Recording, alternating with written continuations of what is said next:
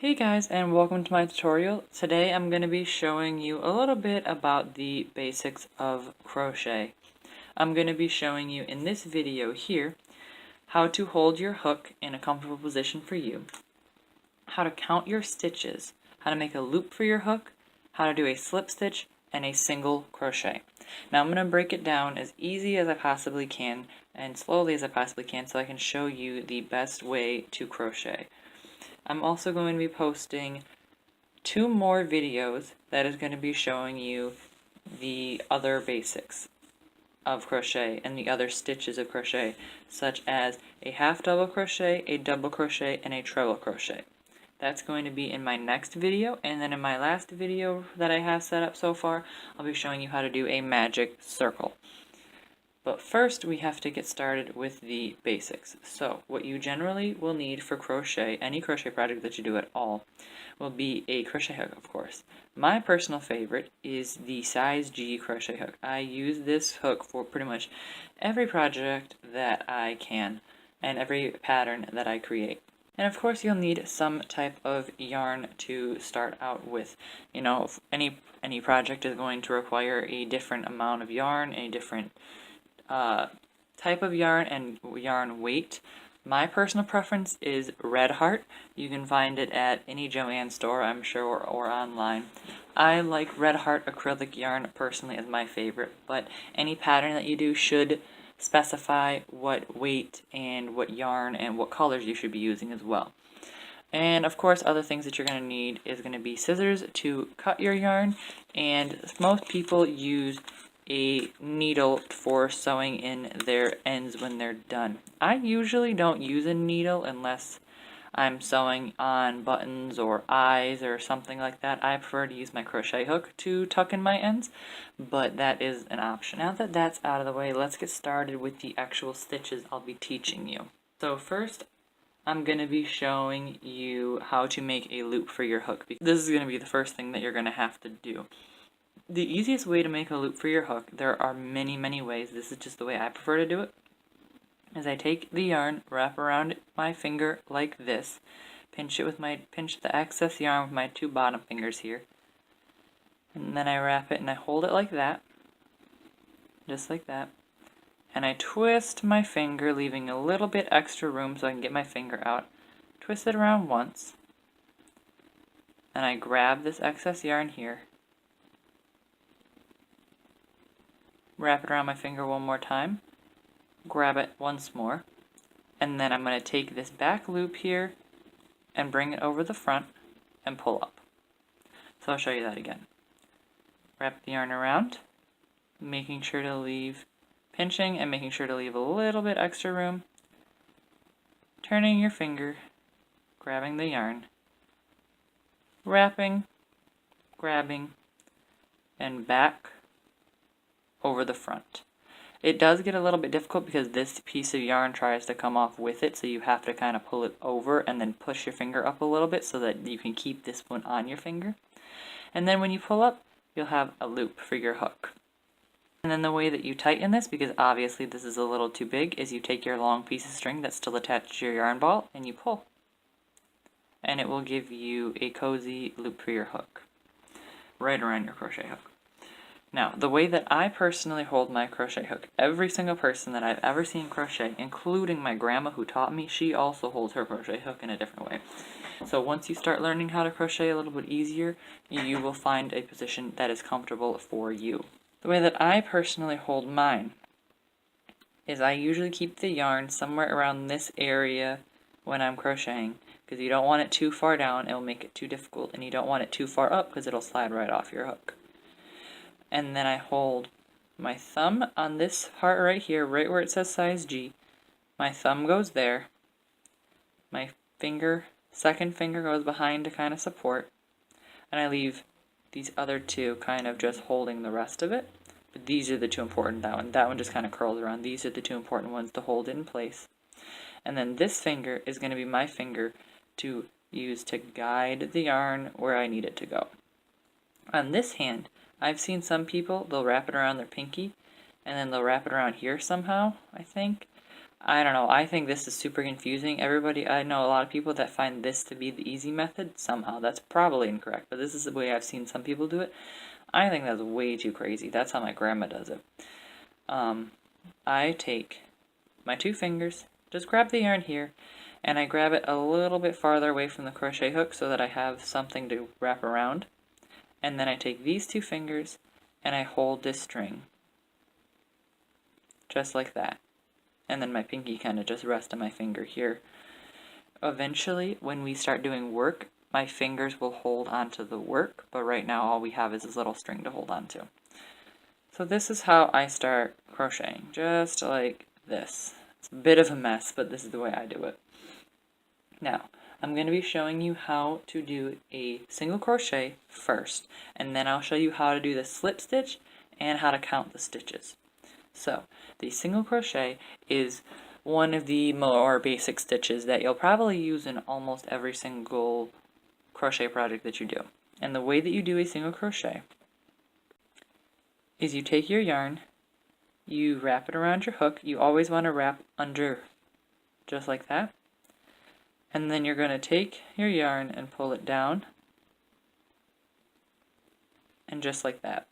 So this right here, this loop, you don't want it to be so tight that you can't get your hook through, because if I keep mine really tight, I'm not able to get my hook through, and that's going to make it more difficult for myself.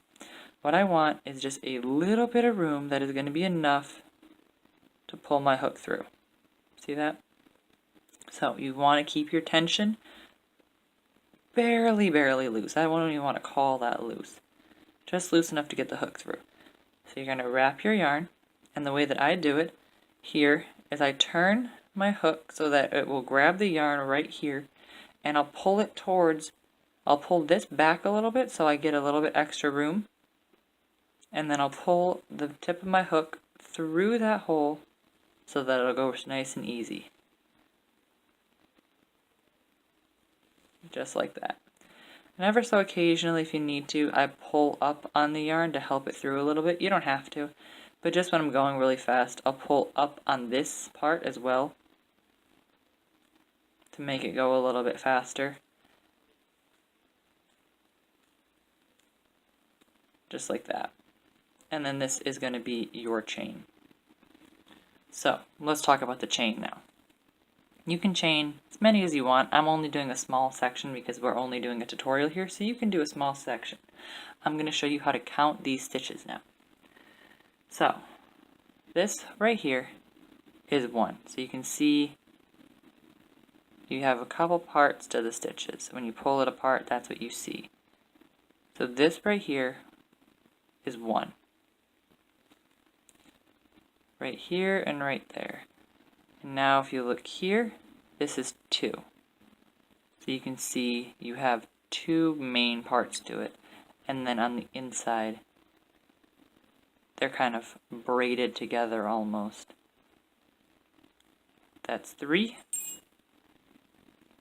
4, 5, 6, 7, 8, 9, 10, 11, and 12 is right here.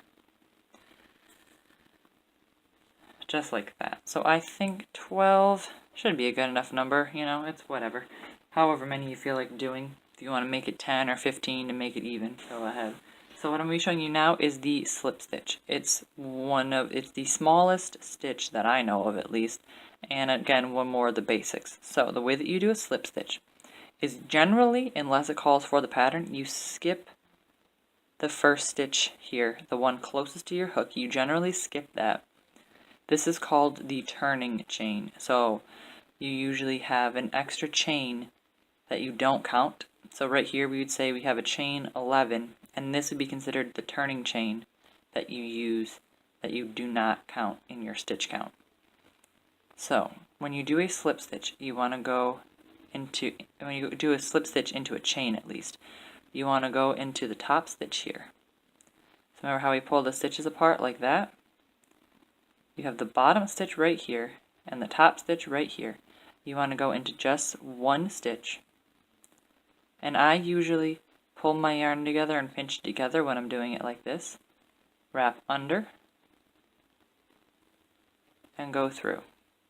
So a slip stitch only consists of you're just slipping into the stitch. You are inserting into the stitch, wrapping the yarn, and pulling through. That's generally what you'll hear in a crochet tutorial or in a crochet pattern. Insert the hook into the stitch, wrap the yarn, and pull through. That's what that means. So we'll just do a couple stitches here. You don't have to pull it together like I do. I just think it makes it easier because if not, you kind of have to do that and turn your work around a little bit. So I just think it's easier to do both of them at once like that. Now, if you've mastered the slip stitch, this is what it'll look like. So it's just slightly bigger than a chain, barely bigger than a chain. Now I'll be showing you the single crochet, which is slightly bigger than a chain, which is what we've done here, and slightly bigger than this single crochet back here. So how to do a single crochet is we're going to be inserting into this top stitch like we were, wrapping the yarn around our hook, and we'll be going through one. Now we have 2 loops on our hook. We'll be wrapping around and going through both loops on the hook. So like I said, in the slip stitch, I held my yarn so that I can go through both. In the single crochet, we're only going through one, so you don't need to hold your yarn. You just need to go through this stitch and come out the other side. And then you're going to wrap and pull through 2. So insert, wrap, pull through, wrap, pull through 2. Simple as that.